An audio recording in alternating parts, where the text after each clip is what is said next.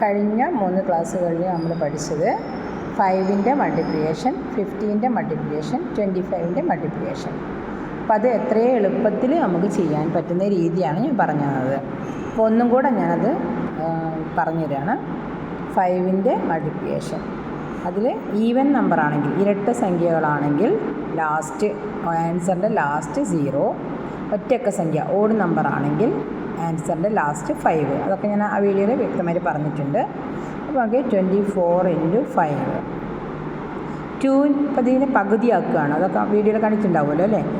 ഈ പകുതിയാക്കുകയാണ്. 2ൻ്റെ പകുതി 1, 4ൻ്റെ പകുതി 2, ഹാഫ് അല്ലേ, ഹാഫ് ചെയ്യാം.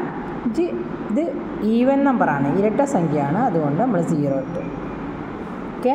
ഇനി ഓഡ് നമ്പർ ആണെങ്കിൽ 25 × 5 ആണെങ്കിൽ 2ൻ്റെ പകുതി 1, ഹാഫ് അല്ലേ. 5ൻ്റെ പകുതി എന്ന് പറഞ്ഞാൽ 5ൻ്റെ പകുതി ആക്കാൻ പറ്റുന്ന തൊട്ട താഴത്തെ സംഖ്യ 4 എടുക്കുക, 4ൻ്റെ പകുതി 2. ഇത് ഓഡ് നമ്പറാണ്, ഒറ്റക്ക സംഖ്യയാണ്, അതുകൊണ്ട് നമ്മൾ ലാസ്റ്റ് 5. അപ്പം അതുപോലെ 15ൻ്റെത് 24 × 15. അപ്പോൾ ഇത് അതേപോലെ തന്നെ ഹാഫ് ചെയ്യുക അല്ലേ. 1, 2, 2ൻ്റെ പകുതി 1, 4ൻ്റെ പകുതി 2. എന്നിട്ട് ഇതിനെ ആഡ് ചെയ്യാം. 4, 2, 6, 2, 1, 3. ഇത് ഈവൻ നമ്പറാണ്, ഇരട്ട സംഖ്യയാണ്, ലാസ്റ്റ് 0. ആൻസർ കിട്ടും. അതേപോലെ ഓഡ് നമ്പർ ആണെങ്കിൽ 25 × 15.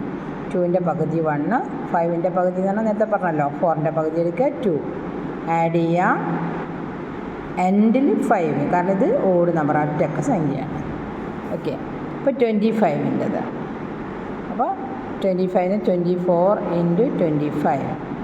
2ൻ്റെ പകുതി 1, 4ൻ്റെ പകുതി 2. എന്നിട്ട് ഇത് ഈവൻ നമ്പറാണ്, ഇരട്ട സംഖ്യയാണ്, അവിടെ 0 ഇട്ടു.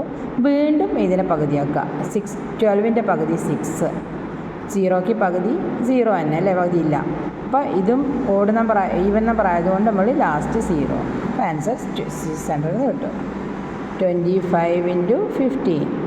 2ൻ്റെ പകുതി 1, 4ൻ്റെ പകുതി 2. ഇത് ഓഡ് നമ്പറാണ്, എൻഡിൽ 5. ഇനി ഇതിനെ വീണ്ടും പകുതിയാക്കുക. 12ൻ്റെ പകുതി 6, 5ൻ്റെ പകുതി 4ൻ്റെ പകുതി 2. ഇത് ഓഡ് നമ്പറാണ്, ഒറ്റക്ക സംഖ്യയാണ്, അതുകൊണ്ട് ഓക്കെ. ക്ലിയർ ആയിട്ടുണ്ടാവുമെന്ന് വിചാരിക്കും.